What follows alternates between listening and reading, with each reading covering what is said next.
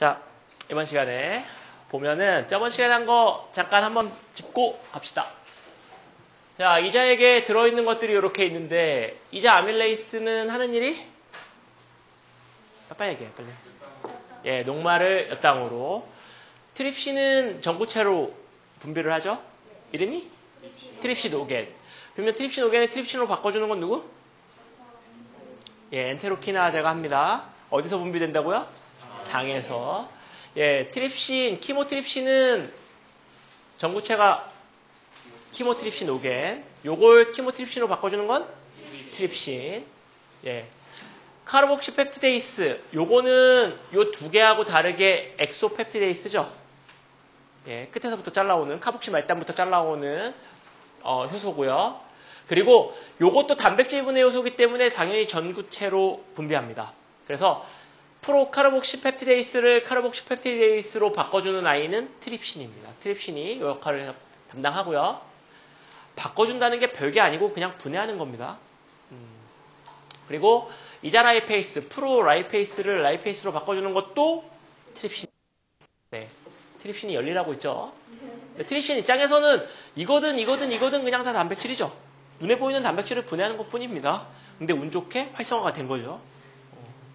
그리고 보조라이페이스는 이자라이페이스의 기능을 도와준다. 예, 접촉할 수 있는 효율을 높여서 도와주고. 핵산분해 요소 요거 한번 살짝 정리하고 갈게요. 자, 우리가 이제 핵산분해 효소가 있고 뉴클레아제. 이건 뭐냐면은 핵산을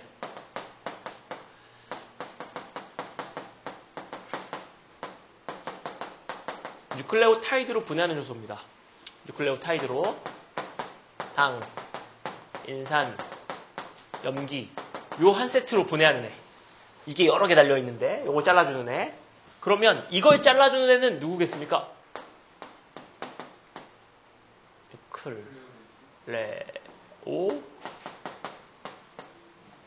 뉴클레오타이드를 잘라주니까 뉴클레오타이데이스가 되겠죠. 이거는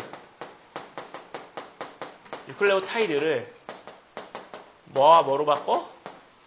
이렇게 자릅니다. 이렇게. 그러면 이것과 이것이 되는 거야. 그게 뭐야? 이게 뭐야?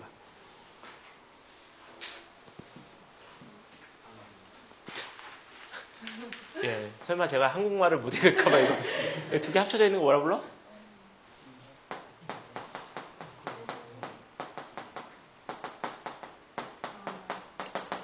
이렇게 바꿔주고.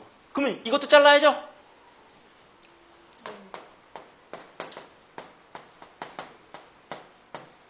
이렇게. 뉴클레오시드를 잘라주는 애. 뉴클레오시데이스. 뭐, 이거는 뉴클레오시드를 뭐로 바꿔? 예, 당과 염기로 바꿔줍니다. 이런 애들이 다 이자와 장에서 분비가 돼요. 그래서 디테일로 따지면은 결국 DNA, RNA 긴 조각이 당, 인산, 염기로 잘린다는 얘기죠. 이렇게 잘리면 그 중에 인산은 앞에서 얘기했던 비타민 D가 흡수를 도와줍니다. 예. 그냥 알고 계시라고 핵산분해 요소 조금 더 자세히 말씀드릴 거예요. 탄산수 나트륨은 하는 일이 뭡니까? 네? 억제? 뭘 억제? pH를 중화. 예, 중화. 예. 중화시켜주죠. 자, 쓸개즙이 하는 일은 지방의 유화. 그죠? 예. 그리고 쓸개즙은 소화효소는 아닙니다. 그리고 쓸개즙에 의해서 일어나는 일은 화학적 반응이 아니죠. 예, 물리 반응이죠. 그냥 커다란 기름방울을 작은 기름방울로 만들어주는 이와 같은 역할을 하고요. 이거 쓸개즙 계속 만들면 에너지 소모가 너무 많겠죠, 이것도. 네. 뭔가 만들려면. 이거 재활용합니다. 그래서 어디서 재활용하냐면 소장 끄트머리, 12장, 공장, 회장 쪽에서 요 쓸개즙을 흡수해서 다시 재활용해서 씁니다. 네. 우리 몸은 어지간하면 재활용입니다. 안 버려요. 버리면 새로 만들어야 되잖아. 그러니까 상태가 안 좋으면 레고 블럭 단위로 분해해서 다시 조립하는 이와 같은 방식을 쓰죠. 아예 버리는 게 아니고. 자, 장애 볼게요. 이제 거의 끝났어요.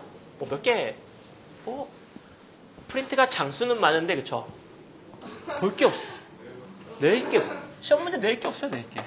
아, 정말. 이렇게 범위가 좁아가지고는 정말 너무 힘드네요.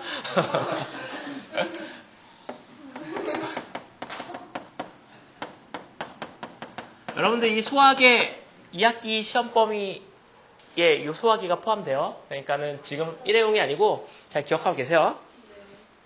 예, 다음 학기 중간고사가 아마 시험 범위가 굉장히 많은 양이 프린트가 될 겁니다. 소화, 순환, 호흡, 배설까지 해볼 생각이니까 인체를 관통하는 시험 문제들이 나올 겁니다. 네, 한 시험에. 그 다음 시험에는 뭐 신경, 호르몬 이런 것들 나와야 되니까요. 우리가 또 2학기 때는 파이팅 넘치게 또 배워야 되니까. 일주일에 한 개씩 끝내면 되죠. 소화계, 순환계, 호흡계, 배설계. 그러면은 3주면은, 그렇죠.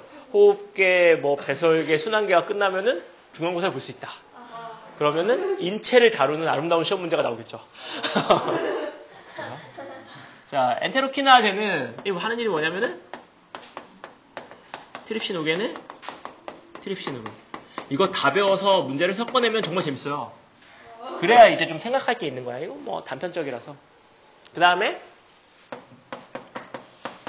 와, 이거 진짜 그때 신기하다 이거. 네, 느낌이 이상하네요. 자, 떼었어야지. 자, 아미노펩티데이스. 아까 이자에게 뭐가 있었습니까? 카복식 펩티데이스가 있었으니까 카복식이 말단부터 잘라오는 게 있으면 아미노 말단부터 잘라오는 것도 있어야죠. 그게 아미노펩티데이스고 이거는 장에서 분비합니다. 그리고 효율은 이자에서 분비하는 카복식 펩티데이스가 훨씬 더 좋아요. 그게 훨씬 더 효과가 좋아. 얘보다. 그 다음에 또 뭐가 있냐면은 디펩티데이스. 이거 이름만 들어도 알겠죠, 뭔지. 예, 디펩티드를 아미노산 두 분자로 잘라주는 아이. 그러니까 잘 보면 장액은 거의 최종 소화를 담당합니다. 가장 작게 잘라주는 아이들이 주로 장에서 나오는 아이들. 이자에서 분비되는 애들 중에 최종 소화까지 관여하는 건 지방밖에 없어. 그 나머지 탄수화물하고 단백질은 최종 소화까지 못 가요. 이자에게 나오는 효소는. 근데 장에서 나오는 효소는 최종 소화까지 갑니다. 그리고 대신 장에서 나오는 아이는 지방 소화는 이자에서 최종 소화까지 갔기 때문에 장에서 또 나올 필요는 딱히 없는 거지. 그래서 지방을 소화하는 소화 요소는 장에서 분비되지 않아. 그죠? 단백질 소화 요소들은 분비가 됐으니까 탄수화물 소화 요소들이 이제 분비되면 되겠죠. 이당들 분해하는 거. 뭐가 있냐면은 예, 말테이스. 이게 이제 이런 거죠. 이거는 뭐를 분해할 거냐면 말토스를 분해할 겁니다. 끝에 무슨 OSE로 끝나면 다 당이죠. 그리고 ASE로 끝나면 분해 요소고. 그럼 진짜 미국인들 입장에서 너무 쉽죠. 공부하기가. 엿당 분해 요소 이런 느낌이잖아. 그냥 설탕 분해 요소 이렇게. 걔네들 입장에서 너무 쉬운데 우리는 이거를 그냥 받아들이는 게 아니고 이걸 또 한국말 발음 나는 대로 써서 이걸 외우고 있으니까 이게 좀 어려운 거지. 그래서 2학기 때는 아예 영어로 할까? 예, 단어만 어떻게 영어로 한번 해볼래요? 선배들이 그렇게 영어 또 중요하다고 얘기하지 않아? 오는 애들마다 영어 때문에 막 죽으려고 그러는 거 못 봤습니까? 그 교수님들이 외국인이셔가지고 아예 한국말을 쓰면 빵점을 준대요. 예, 특히 뭐 과기원들이 되게 많죠. 외국인 교수님. 그래서 어제 뭐 누가 지스트 다니는 애가 놀러 왔었는데 걔가 이제 뭐라 그러냐면은 중국 교수님이래. 그래서 자기가 알아볼 수 있는 말로 써야지만 점수 준대요. 그 사람이 할 수 있는 말은 중국어하고 영어인데 중국어로 할 수가 없으니까 이게 다 영어로. 그러니까 시험 문제, 서술형 문제를 다 영어로 써야 되는 거야. 그게 이제 수업도 당연히 영어로 하시겠죠. 그러니까는 그런 수업이 많아. 그러니까 여러분들이 이거 단어 몇 개 몰라갖고 이게 될 일이 아닙니다, 지금 이게. 그죠? 그러니까 너무 힘들다고 하더라고요. 그냥 너무 힘들다. 이 5글자지만 정말 많이 힘들겠죠.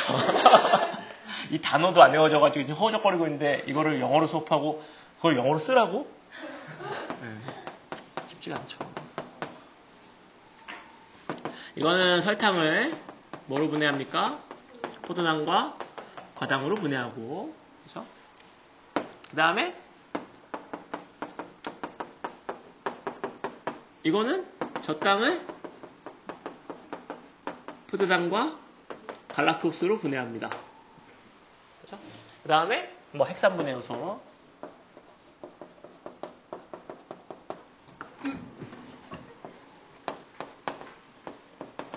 이거 보면 다 최종 소화 단계로 가장 작게 자르는 애들이 다 이쪽에 포함되어 있죠.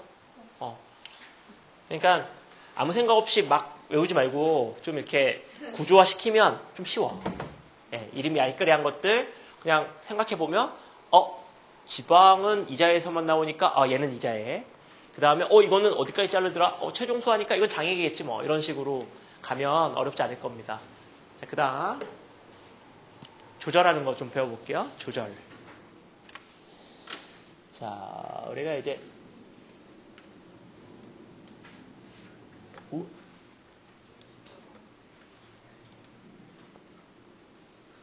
진짜 조절. 자, 여기 보면 자, 일단 위에 운동에서 이제 12지장으로 위의 산물들, 그걸 이제 유미즙 상태라고 불러요. 그 죽 같은 상태. 그 산성 유미즙 상태의 물질이 12지장으로 내려오면 12지장의 pH가 뚝 떨어지겠죠. 12지장에서 활동하는 모든 아이들의 최적 pH는 8입니다. 그런데 pH가 떨어지면 이거 해결하지 못하면 효소 반응 아무것도 일어나잖아. 활성이 pH가 안 맞아가지고. 그러니까 이거부터 해결해야죠. 그러니까 소장이 산성으로 변하면 그걸 인지해서 뭐를 분비하냐면 세크레틴을 분비합니다. 세크레틴. 위에서는 가스트린, 소장에서는 세크레틴. 분비하면 이 세크레틴이 산을 막기 위해서 뭐를 하냐면 산성 물질이 더 내려오는 것부터 차단해야겠죠. 일단 산이 내려왔어. 이거 내가 처리하고 싶은데 산이 계속 내려오면 처리가 안 되잖아. 그러니까 위에 운동에 락을 걸어. 그만! 이렇게. 그래서 위에 운동을 억제시킵니다. 억제시키고 그렇다고 내려온 산성 물질이 해결되는 건 아니잖아요. 그러니까 이걸 해결하기 위해서 이자를 자극해서 탄산수소 나트륨의 분비를 촉진시켜줍니다. 그래서 이걸 해결하죠. 이 산을. 이게 중요한 거죠. 그래서 이게 소장을 보호하는 하나의 기작이 됩니다. 산성 물질에 대해서 내려오면 이걸 인지해서 세크레틴 위에서 더 이상 내려오지 못하게 락을 딱 걸어놓고 이미 내려온 거는 이자에서 탄산수 나트륨을 때려 부어서 그 pH를 빠르게 중화시키는 이와 같은 방식을 사용하는 거죠. 중화가 되면 안 나올 거고 락이 풀리면 또 조금 내려오겠죠. 네, 이렇게 진행이 되는 거고 이것만 한다고 뭐 소화가 되는 건 아니죠. 소화는 이제 어떻게 시키냐면 보세요. 지방이나 단백질의 소화 산물들이 필요합니다. 이게 왜 필요하냐면은 단백질의 소화 산물은 위를 거쳐서 내려오면 위에서 이제 펩신이 조금 소화를 하기 때문에 단백질 쪼가리들이 내려오는 거야. 그러면 음식물에 단백질이 있구나. 그러면 단백질 소화 요소를 분비해도 되겠구나가 되는 거죠. 물만 먹었는데 나오면 이거 얼마나 아까워. 나 물만 먹었을 뿐인데 3대 요소 소화 요소가 막 다 나와. 굳이 그래야 될 이유는 없죠. 이게 생각해보면 소화 요소들이 단백질이잖아. 그러면 단백질 합성 과정에서 전사 번역이 일어나야 되고 그러면 엄청나게 많은 ATP를 쓴단 말입니다. 불필요하게 만들 이유는 없는 거야. 그러니까 물 같은 거 먹었을 때는 안 나와야지. 예, 우리 몸도 거진 아니니까 이게 물인지 음식인지 정도는 파악할 수 있어. 그래서 여기서 이게 자극이 돼야 돼. 소장으로 단백질 쪼가리들이 내려오거나 혹은 지방 분해 산물이 있나? 소장에 막 왔을 때? 있죠. 왜냐하면 혀에서 분비되는 혀 라이페이스와 위에서 분비되는 위 라이페이스가 위에서 지방을 쪼개요. 그래서 지방산과 모노글리세리드 같은 것들이 있어. 지방이 들어있는 음식을 먹었다면. 그러면 그런 것들이 자극이 돼서 소장에서 CCK를 분비합니다. 이게 뭐냐면 콜레시스토키닌이라고 불리는 물질이에요. 콜레시스토키닌. 예, 이름이 읽지 않으면 그냥 CCK라고 하시고 읽으면 콜레시스토키닌. 네. 답 쓸 때 콜라시스토카닌 뭐 이상하게 쓰면은 틀리니까 그냥 정확한 명칭으로 콜레시스토키닌을 하든가 CCK라고 하든가. 예. 그러면 요걸 분비를 하면 요게 이자를 쥐어짜서 이자에게 분비를 촉진시켜줍니다. 이자를 쥐어짠다는 건 그냥 제가 얘기하는 거고, 선생님 이자를 어떻게 쥐어짜나 이게 아니고 그냥 이자를 자극해서 이자에게 분비를 촉진시켜주고, 그 다음에 지방의 소화를 도와줘야 되기 때문에 어디를 건드려야 되냐면 쓸개를 자극해서 쓸개즙의 분비를 촉진시켜줍니다. 되겠죠? 근데 쓸개가 그냥 나오는 게 아니고, 쓸개가요 이렇게 생겼잖아? 그럼 보세요. 여기 이제 CCK가 나오면 요 쓸개를 자극해서 쓸개즙의 분비를 촉진하는데, 여기 보면 요 12지장 안에 있는 여기에 3대 영양소, 소화효소가 다 있지? 이 관이 항상 뚫려 있으면 이 소화효소가 역류하겠죠, 일로. 그러면 이거 다 녹아버리겠죠. 그러니까 보통 때는 요게 이렇게 꽉 잠겨 있어요. 잠글 수 있는 근육, 괄약근이 여기도 있습니다. 요 괄약근의 이름이 뭐냐면 오디괄약근이요, 오디괄약근. 예, 오디괄약근이 있는데, 잠겨 있는데 CCK가 이 괄약근을 이완시켜줍니다. 그래서 여기서 쓸개즙의 분비를 촉진하면서 요거 열어가지고 쓸개즙이 원활하게 바깥으로 나올 수 있도록 CCK가 도와주죠. 우리 몸이 아주 디테일하게 조절하고 있다는 걸 쉽게 알 수가 있죠. 그 다음에 탄수화물 같은 경우에는 GIP, GLP-1이라고 하는 물질을 분비하는데, 탄수화물이 있으면, 탄수화물이 어떻게 있을 거냐면, 먹으면 녹말 같은 거 먹으면 엿당으로 쪼개질 거 아닙니까? 많이는 아니지만 침이 묻으면 조금이라도 나오겠죠? 그런 것들이 이제 소장에 닿으면 이런 GIP하고 GLP-1이라고 하는 것들을 분비하는데, 이게 뭐냐면 이름이 되게 길죠? 포도당 의존적인 인슐린처럼 작용하는 펩타이드라는 얘기입니다. 줄여서 GIP. 요거 이제 12지장에서 분비하고, 분비가 되면 인슐린의 분비를 촉진시켜주는 거야. 이게 왜 분비해야 되냐면, 인슐린이 하는 역할이 혈당량을 낮추는 거잖아요. 어떻게 낮추냐면 포도당을 세포 안으로 넣어주거든요. 그러니까 이게 무슨 얘기냐면은, 음식에 포도당이 있으니까 인슐린이 나오는 데까지 시간이 필요하잖아. 내가 지금 포도당 소화할 테니까 인슐린 준비하고 있다가 포도당 나오면 요거 세포 안으로 넣어줘 라는 의미입니다. 미리 준비하라고 신호를 주는 거야. 이 음식 속에 탄수화물이 있으니까. 탄수화물이 없다면 이게 안 나오겠죠. 그죠? 소화효소가 무조건 3대 영양소 소화효소가 왁 다 나오는 게 아니고, 있는 것만 분해하게끔 조절을 해주는 거야. 그죠? 그러니까 맹물 먹으면 그냥 흘러내려가는 거고, 그 안에 뭐가 들어있으면 그 성분에 맞게끔 소화효소들을 자극해서 그 액체들을 뽑아내는 거죠. 똑똑한 거죠. 당연하죠. 예. 왜냐면 처리되는 속도가 있으니까, 나중에 처리하고 나면 그 다음에는 또 뭐 내려오는 변화가 없으면 더 이상 진행이 안 되니까요. 위에서는 그냥 뭐가? 위는 음식이 들어오면 위벽을 때리잖아. 그러면 물리적인 자극에 의해서 가스트린도 나오고, 일단 보는 것만으로도 위의 액 정도는 나옵니다. 그냥 눈으로 보고 있고 생각하는 것만으로도 위액은 나오는데, 그 뒷과정은 또 다른 얘기야. 위는 준비를 해야 돼. 방심하고 있다 그냥 들어오면 세균 감염되기 때문에 일단은 뭐 안타깝지만 염산은 들이부어놔야 됩니다. 위에. 그건 좀 다르죠. 네, 이렇게. 그리고 GLP-1이라고 하는 거는 글루카곤처럼 작용하는 펩타이드인데, 이것도 마찬가지로 인슐린의 분비를 촉진합니다. 탄수화물이 들어오면 혈당량이 올라갈 거기 때문에 인슐린을 미리 만들어라는 신호를 줘서 인슐린을 준비시켜 놓는 거죠. 되겠죠? 그리고 최근 들어서 이 GLP-1이 포만감을 높이는 데 관여한다는 연구 결과가 나와서 굉장히 핫한 아이 중에 하나입니다. 우리 포만감과 관련된 거는 다이어트의 직방이기 때문에 굉장히 부가가치가 높아요. 다이어트 실패 원인 첫 번째, 배고픔을 못 참는 거죠. 그것만 참을 수 있으면 다이어트에 다 성공할 텐데, 이 간절한 배고픔과 짜증을 못 참기 때문에 이런 포만감을 증진시켜주는 여러 가지 물질들이 이제 다채롭게 찾아지고 있는데, 이거 하나 먹는다고 뭐 포만감이 완전히 해결되진 않지만 이것들 어떻게 잘 연구해서 해결을 해보려고 하고 있습니다. 포만감을 느끼는 기작이 굉장히 다양해요. 근데 그 중에 뭐 한두 가지만 말씀드리면, 첫 번째는 일단 위가 늘어나면 포만감이 느껴지겠죠. 터질 것 같은데 어떻게 해요? 위가 늘어나면, 물리적으로 늘어나면 포만감이 느껴지고요. 우리 몸의 소장들은 다 이렇게 늘어나는 것을 인지할 수 있는 센서들이 다 붙어 있어요.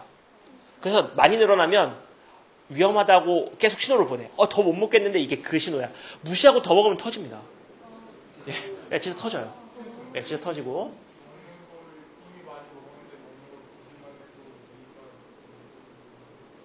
뭐라고요?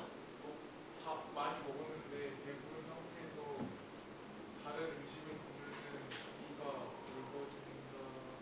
그런 결과가 있죠. 그게 이제 뭐냐면은 다른 음식 아무거나 봐서 그런 게 아니야. 네. 카레로 배가 불렀는데 카레를 또 보면 그걸 또 먹고 싶습니까? 그럴 리가 없고 그런 거 말고 이게 뭐에 대한 실험이냐면은 우리가 음식마다 다른 배가 있다. 밥배가 따로 있고 면배가 따로 있고 디저트배가 따로 있다. 이게 진짜냐?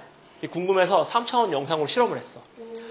위를 스캔하는 카메라 앞에서 음식을 배부르게 먹고 위가 늘어나는 게 보여. 이렇게 위에 음식물이 들어왔어. 그 사람한테 굉장히 단맛이 나는 디저트, 케이크를 딱 보여줬어. 그랬더니 위가 격렬하게 움직이는 걸 확인했어. 격렬하게 막 움직여. 그래서 막 이렇게 움직여서 음식을 찍어 누르더니 공간을 만들어내. 그래서 입증이 됐죠. 이게 밥배가 따로 있구나. 근데 모든 것에 그렇다기보다는 주로 단 음식 같은 것들에 그런 반응이 격렬합니다. 그래서 디저트 배가 따로 있다는 게 입증이 됐어요. 엄청나죠? 위가 진짜 열일하더니 밥을 찍어 눌러가지고 공간을 막 이렇게 만들어냅니다. 왜냐면 이 배부름에 대한 저항보다는 단 것이 주는 쾌락이 더 크기 때문에 고의를 하고 있는 거죠. 우리 위가. 근데 문제 있죠. 소화할 때 문제가 중요한 게 아니고 일단은 공간은 만들어줘야죠. 많이 먹으면 무조건 다 문제가 있습니다. 근데 그렇게 만들어도 계속 먹으면 한계가 있겠죠. 사람의 위라는 게. 근데 지속적으로 단련하면 위가 커집니다. 실제로 커져. 위 커지고요. 계속 안 먹으면 위가 줄어요. 그리고 보통 상태가 만약에 위가 이만한 상태야. 그러면 이만해서 더 늘어나야 배부름을 느끼는 거니까 양이 점점 느는 거고 위가 점점 줄어들면 요만한 상태에서 요만큼만 늘어나면 늘어났다고 인지하는 거니까 진짜 밥량이 줍니다. 이거는 여러분도 해보시면 알아요. 안 먹어보면 많이 먹기가 어려워. 진짜 위가 줄어. 위를 줄여야지. 네, 뭐 그렇고요. 그다음에 요거는 이제 요거 트립신이 하는 역할을 한 번 더 정리를 해놓은 건데 여기서 보면 트립시노겐의 형태로 분비가 이자에서 쭉 와서 되면 요 엔테로키나제 혹은 엔테로펩티데이스라고 부르는 요 효소가 요 장 점막 표면에 막단백질로 있어서 활성화가 돼서 트립신이 되면 요런 뭐 키모트립시노겐, 카르복시 펩티데이스의 전구체, 그 다음에 뭐 요런 전구체들을 활성화시켜준다는 얘기입니다. 그냥 한 번 더 정리를 해놓은 거니까 보시면 되겠습니다. 이렇게 하면 장에서 하는 일이 끝났네요. 소화가 다 된 거야. 처리 다 됐죠? 탄수화물 처리했고, 그죠? 단백질 처리했고, 지방 처리했고. 됐죠?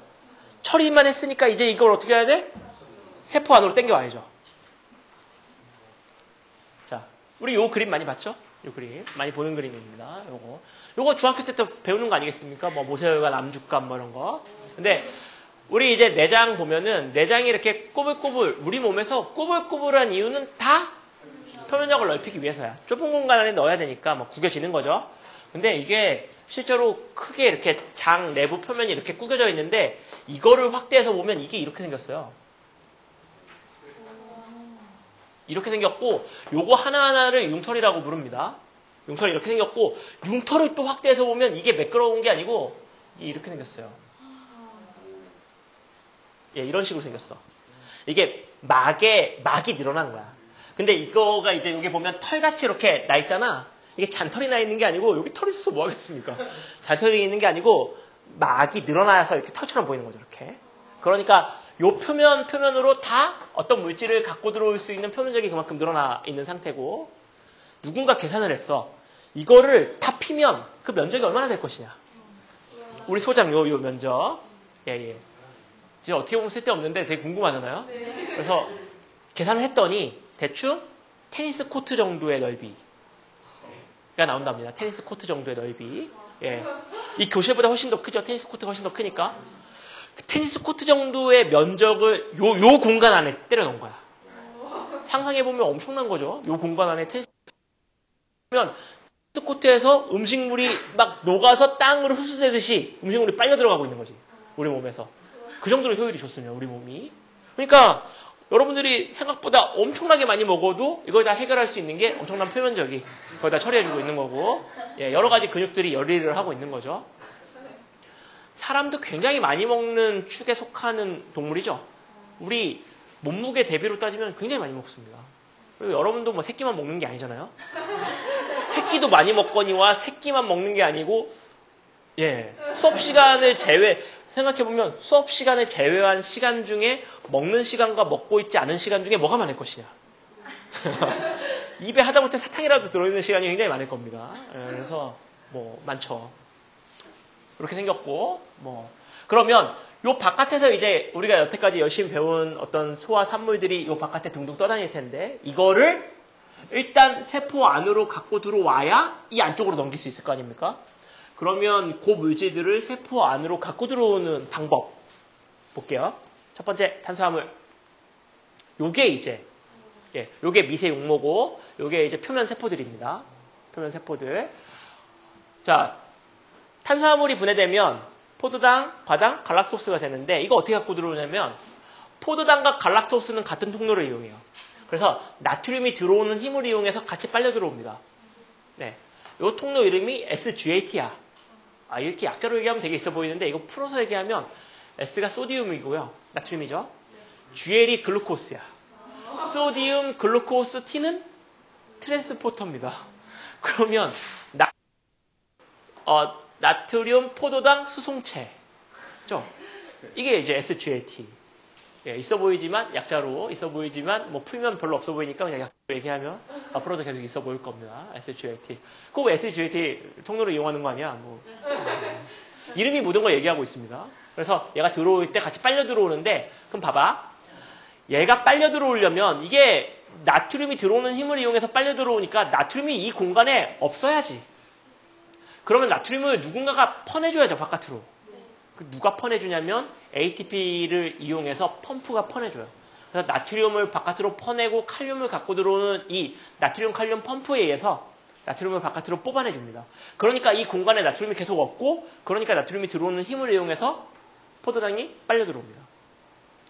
그럼에도 불구하고 이 공간에 포도당이 많다면 또 저항이 발생하기 때문에 들어오기가 쉽지 않겠죠. 그러니까 이 포도당도 바깥으로 빼내줘야지. 그건 누가 하냐면 GLUT, 글루코스 트랜스포터 2. 이 글루코스 트랜스포터가 버전이 여러 개인데 2 버전 이게 촉진확산 통로예요. 그래서 여기 포도당이 많으니까 많은 데서 적은 대로 그냥 이거 빼내주는 거야. 그러면 이 공간에 나트륨도 포도당도 없기 때문에 쭉쭉 빨려 들어오겠죠. 그러니까 말 그대로 쭉쭉 빨려 들어오는 거지. 느낌으로 얘기하면. 하수구에 물 빠지듯이 그냥 쭉쭉 빨려 들어오는 겁니다. 그럼 들어오는 족족 바깥으로 퍼내지기 때문에 이 공간은 항상 비어있고 그러면 계속 빨려 들어올 수 있겠죠. 되겠죠? 네. B 플러스는 다시 빠져나가는 것도 있어요. 있어요. 그거는 이제 다른 과정에서 설명을 드릴게요. 지금은 일단 전체적인 걸 이해하기 전에 우리 단계 이해하는 부분이 있으니까 빠져나가고 그리고 과당 같은 경우는 우리 또 프라이드가 있기 때문에 우리 과당은 요런 통로 이용하지 않습니다. 그냥 촉진합성 통로를 이용해서 과당이 드나드는 촉진합성 통로가 있기 때문에 쭉 들어오면 요 과당은 GLUT2를 타고 바깥으로 나갑니다. 그러니까 이런 식으로 해서 탄수화물의 산물들이 바깥으로 쭉 나가게 되고 이 바깥이라는 건 요 바로 바깥에 뭐가 있냐면 모세혈관이 있어요. 그러니까 혈관 안으로 빨려 들어오게 되는 거죠.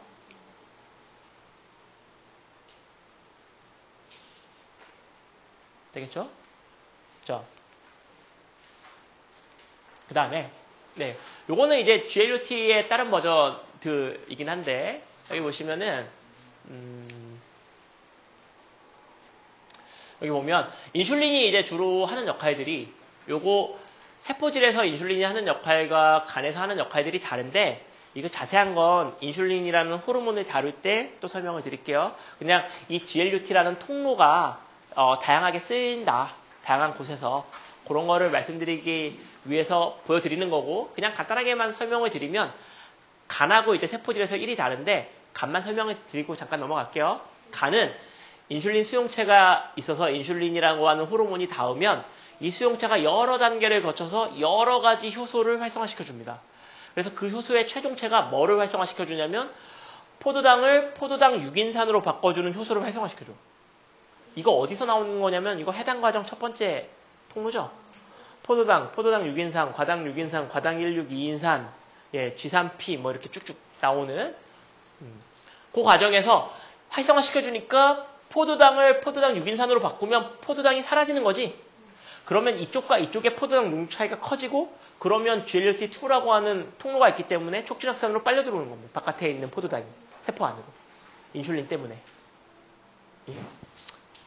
뭐 그냥 이런 거는 GLST2가 이렇게도 또 쓰일 수 있구나. 뭐 그냥 알면 되겠고요. 중요한 건 이겁니다. 요거.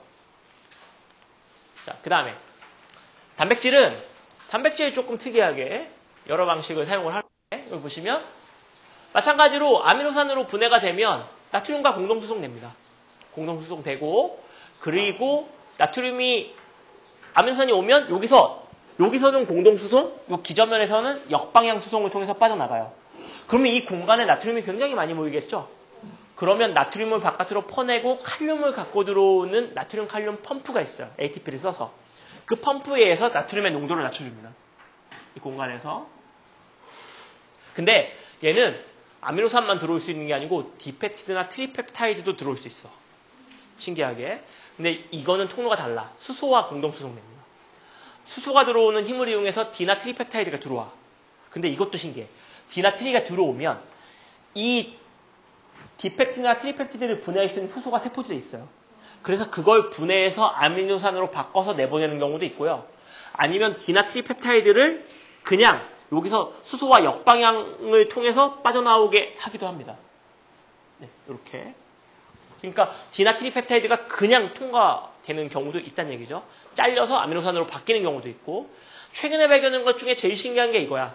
그냥 펩타이드 한 15개나 20개 정도짜리 길이의 아이가 그냥 내포작용으로 들어왔다가 외포작용으로 보내지는 경우가 있습니다. 그러니까 이쪽에 있는 단백질 쪼가리가 공간 이동하는 거죠, 여기로. 이걸 발견했어. 이걸 발견해서 과학자들이 굉장히 이슈를 갖고 있는 게 이걸 이용해서 약을 만들어 볼까? 이런 거야. 약을 주면 이게 분해가 돼버리는데 경구 투입약 같은 경우에 이걸 잘 이용하면 분해되지 않고 혈관 안으로 들어올 수 있게 해주는 아주 굉장히 중요한 하나의 패스웨이를 찾은 거죠. 그래서 이거 이제 요새 연구를 많이 하고 있습니다. 그러니까 뭘 하나 찾으면 찾았다 이게 중요한 게 아니고 요거 어떻게 한번 써볼까? 뭐 이런 사람들이 있는 거야. 그래서 그걸 이용해서 뭔가를 만들어내는 그런 사람들이 있는 거죠. 그래서 하나하나가 중요할 수도 있고 중요하지 않을 수도 있는데 이런 거 디테일하게 하나하나 찾는 사람들이 필요한 거야. 찾아놔야 써먹을 수가 있죠. 되겠죠? 그 다음에 지방은 좀 특이해. 이 아이가 지방은 이제 보시면 여기 뭐 이렇게 있다고 칩시다. 네. 여기서 이렇게 모노글리세리드와 지방산으로 분해되잖아요.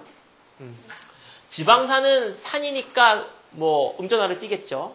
근데 여기 소수성 부위가 너무 길기 때문에 이거 단순악산으로 빠져나올 수 있어요. 그냥. 그리고 요것도 지용성이기 때문에 단순악산으로 빠져나옵니다. 그냥. 그래서 특별한 통로를 통하지 않고 확산으로 이 안으로 들어와. 그러면 이게 이 상태가 그냥 혈관으로 가는 게 아니고 이걸 다시 합쳐요. 이 안에서. 이렇게. 어떻게 보면 되게 뻘짓 같은데 그죠? 기껏 분해한 걸 갖고 와서 다시 합쳐. 왜 그러냐면 산이잖아. 이 pH의 문제가 될 수 있어요.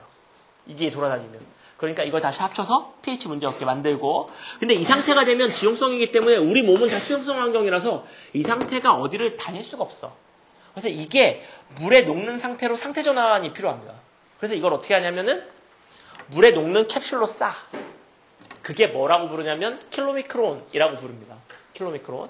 그러니까 이게 인지질 이중층이 아니고 인지질 단일층으로 싸. 그래서 친수성 부위가 바깥에 오고 소수성 부위 안에 있고 안쪽에 지용성 뭐 콜레스테롤이라든가 지방 같은 것들을 이 안에 담은 기름 주머니를 만들어. 물에 녹는 기름 주머니를 만들어. 그래서 이 상태로 이동을 시킵니다. 이 상태로. 근데 이동을 시킬 때 얘가 가야 되는 장소를 지정해 줘야 되잖아요. 그래서 표지를 해주는 거야. 단백질로. 그러면 우리 몸이 주로 이동을 어떻게 시키냐면은 자 이거를 저 뒤에 있는 원빈이한테 보내고 싶어. 근데 얘가 원빈이한테 이렇게 던져서 가는 게 아니지. 우리 몸은 주로 혈관에 따라서 이동을 하기 때문에 다 지나간단 말이야 사람을. 근데 이걸 어떻게 원빈이한테 정확하게 보내냐면 원빈이만 알아볼 수 있는 표식을 여기다 달아. 그래서 이걸 이렇게 보내. 그러면 이 표식을 인지해야 얘가 거기 가서 딱 멈춰서 세포 안으로 빨려 들어갈 수 있어. 근데 다른 데는 수용체가 없어. 그럼 쭉 지나가는 거야. 원빈이만 수용체를 가지고 있기 때문에 얘가 원빈이 주변으로 가면 잡아서 갖고 들어오는 거죠. 이런 식의 방식을 주로 사용을 합니다. 그래서 여기도 요거 잘 붙이면 원하는 장소로 가는 거야. 과학자들이 이걸 알기 때문에 여기에 내가 원하는 약을 넣어서 원하는 장소로 가는 걸 붙여갖고 보내는 방식을 연구하고 있는 거야. 그러면 특정한 세포로 보낼 수 있어. 예. 이런 거 연구 많이 하고 있죠. 특히 화장품 만드는 데서 이런 거 연구 많이 하고 있고요. 약 만드는 데서도 많이 하지만 피부의 특정한 부위를 자꾸 보내고 싶은 거야, 뭔가를. 예. 많이 하고 있죠.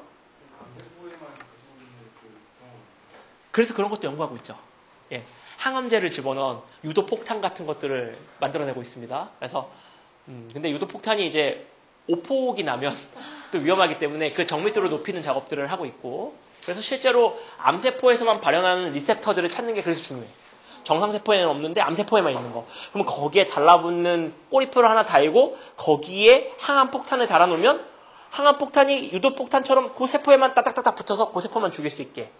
지금 이거 연구 많이 하고 있어요. 엄청나게 많은 사람들이 그걸 하고 있습니다. 예, 우리가 생각하는 건 이미 과학자들이 다 하고 있습니다. 네. 세상에 과학자가 많으니까요. 그리고 여기 보시면 이런 식으로 이제 이동을 하는데, 우리 상식적으로 이제 상식을 좀 넓혀드리면, 들어본 적 있죠? 네. 뭐가 좋대요? 이게 좋대죠? 이게 이제 하이 덴시티, 고밀도, 이거는 로우 덴시티, 저밀도, 리포프로테인, 지질 단백질, 리포프로테인. 여기 지질하고 이 안에 지방만 들어가는 게 아니고 콜레스테롤, 지방, 그 다음에 단백질이 다 섞여 들어가요. 쌀 때. 그래서 요거를 지질 단백질이라고 부르거든요. 그러면 고밀도라는 건 밀도 차이가 왜 생기냐면 단백질이 지방보다 밀도가 높아요. 그러면 고밀도라는 얘기는 이 포장, 이 캡슐 안에는 뭐가 많다는 얘기냐면 단백질이 많다는 얘기고 지방이 좀 적다는 얘기죠. 요 포장 안에는 단백질은 적고 지방이 굉장히 많다는 얘기지. 이게 뭐에 대한 지표냐면은, 이건 주로 어떨 때 작용하냐면 우리 몸에 에너지 요구량이 커서 저쪽 몸 말단에 아니면 몸 구석구석에 있는 세포에서 지방 입자를 끌어다가 간으로 갖고 오는 수송 통로가 주로 얘입니다. 얘는 지방이 너무 넘쳐나기 때문에 이걸 어떻게 처리하지 못하고 몸 구석구석에 짱 박을 때 쓰는 통로야. 기름을 왜 많이 담겠어? 넘치니까. 이거를 어떻게 간에 다 짱 박을 수가 없잖아. 그러니까는 이거를 몸 구석구석에 전달하는 역할을 하는 게 얘야. 이런 것들을 간에서 만들거든요. 그러니까 간으로 불러올 거냐, 간에서 세포를 보낼 거냐인데, 이게 많다는 얘기는 몸 구석구석에 기름을 보내니까 콜레스테롤 같은 게 몸 구석구석에 쌓일 확률이 커진다는 얘기죠. 이게 많다는 얘기는 몸에 있는 걸 긁어서 간으로 갖고 온다는 얘기니까 몸에 박혀있는 것들이 줄어든다는 의미입니다. 그거에 대한 지표로 볼 수 있는 거죠. 그래서 여러분들이 피 검사를 했는데 이거의 함량이 높으면 우린 그걸 고지혈증이라고 얘기합니다. 지방이 많아. 어디에? 혈에. 예. 그러니까 너 피가 기름져 있다. 이 말이 이제 멋있는 말로 고지혈증이 되는 거죠. 너 피에 기름이 겁나 많다. 그러니까는 고지혈증 판정을 받으면 LDL 수치나 아니면 HADL이 있어요. 하이 로우 덴서티. 엄청나게 기름으로 구성되어 있는 기름방울이 있어요. 이런 게 나오면은 이제 운동을 좀 하시라. 이렇게 얘기하는 거야.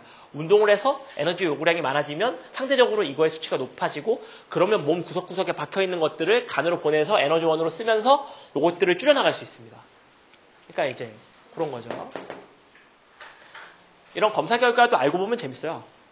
알고 보면. 그리고 뭐 피 검사할 때 맨날 나오는 GOT, GPT 뭐 이런 검사 본 적 있어요? 간 수치 나오는 거?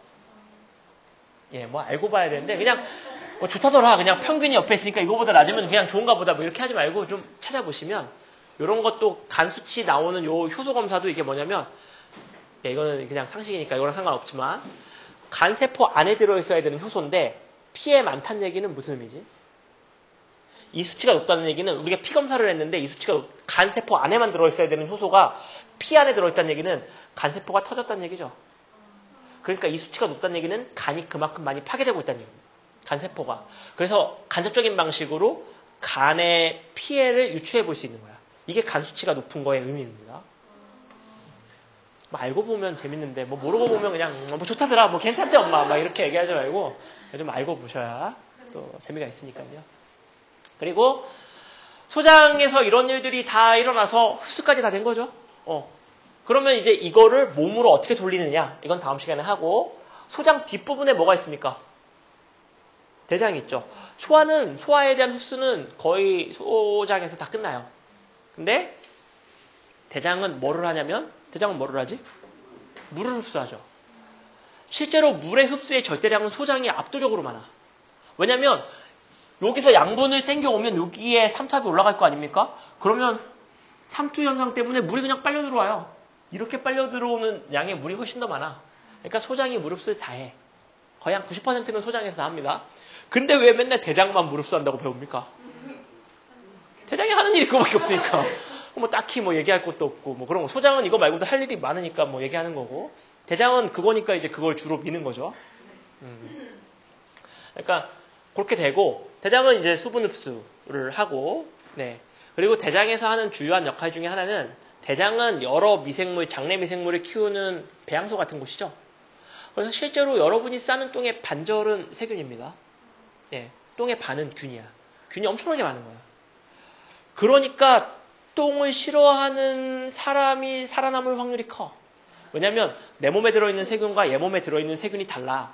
그래서 얘 몸에서는 문제를 일으키지 않지만 내 몸에 들어오면 문제를 일으킬 수도 있어. 똥의 반이 세균이야. 근데 똥을 좋아해. 그럼 똥을 막 차처럼 만져. 그러면 딴 사람 똥을 막 만졌을 때 그게 내 몸으로 들어왔을 때 내가 감염될 수 있거든요. 그러니까 애초에 똥이라고 하는 걸 싫어하게 만들어야 돼. 그래서 똥에서 나오는 똥만이 가지고 있는 어떤 인돌산이나 이런 어떤 화학물질이 있어. 그 냄새가 똥냄새의 주범인데 그 냄새를 싫어하게끔 진화돼요. 맞죠? 애들도 똥냄새는 싫어합니다. 누가 가르치지 않아도 똥냄새 싫어해요. 여러분도 되게 싫어하죠? 그게 세균을 피하는 거야. 그래서 감염의 우려를 낮춰주고 있는 거죠. 우리가 탄수화물을 누구나 다 좋아하는 것처럼 똥냄새는 누구나 싫어하는 이유가 거기에 있습니다. 갓난 애기들도 우리 애도 보면은 뭐 잘 모르니까 처음에 만져요. 그래서 냄새 맡고 막 이래요. 빨리 씻어달라고 막 뭐 묻었다고. 네네. 그게 이제 아는 거죠. 애들도.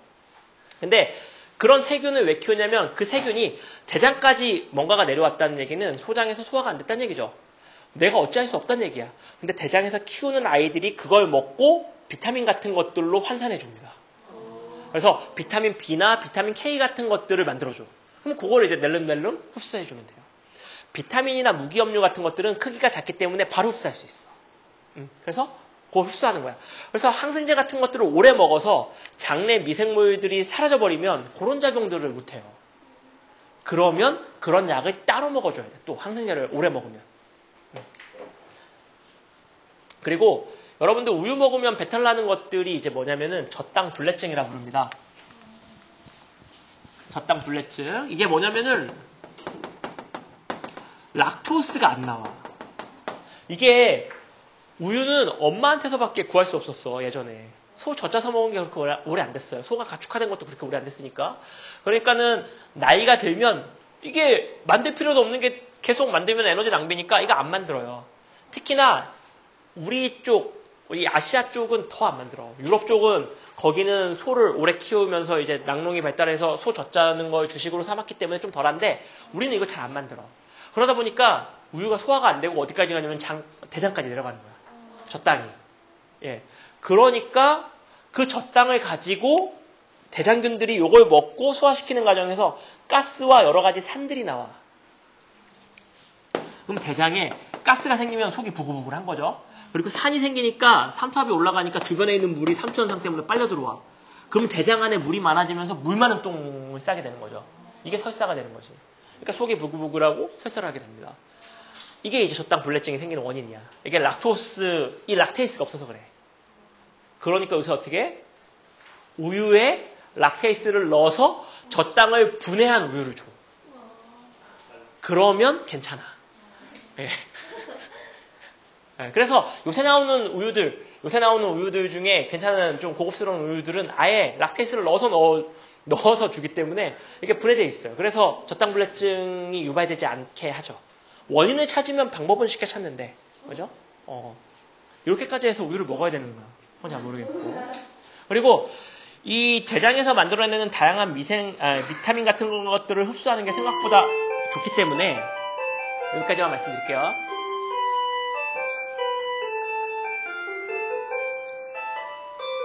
항생제를 장기 복용한 사람들에게 문제가 생겼을 때 이 유용한 세균, 이게 항생제를 먹어서 대장이 클린해지면 엉덩이로부터 들어오는 그 다른 유해균들이 살 확률이 커져. 원래는 나한테 피해 없는 애들이 구역을 장악하고 있기 때문에 뭐 위안에 오면은 세균끼리 싸워서 얘가 이겨버리거든요. 근데 걔네가 싹 물러나면 이상한 애들이 들어와서 살면 위험해져. 그러니까 항생제를 오래 먹어서 이 장내 대장 미생물 균총이 피폐해지면 요새는 치료를 어떻게 시도를 하냐면 건강한 사람의 똥을 받아. 그래서 물에 섞어서 휘휘 휘저은 다음에 주사기로 쭉 뽑아. 그걸 넣어줍니다. 그러면 건강한 사람의 미생물 균총을 이식해. 그러면 또 괜찮다는 보고들이 많이 있죠. 예, 뭐 필요하신 말씀하시면 제 건강한 미생물을 분양해드리겠습니다. 자, 고생하셨습니다.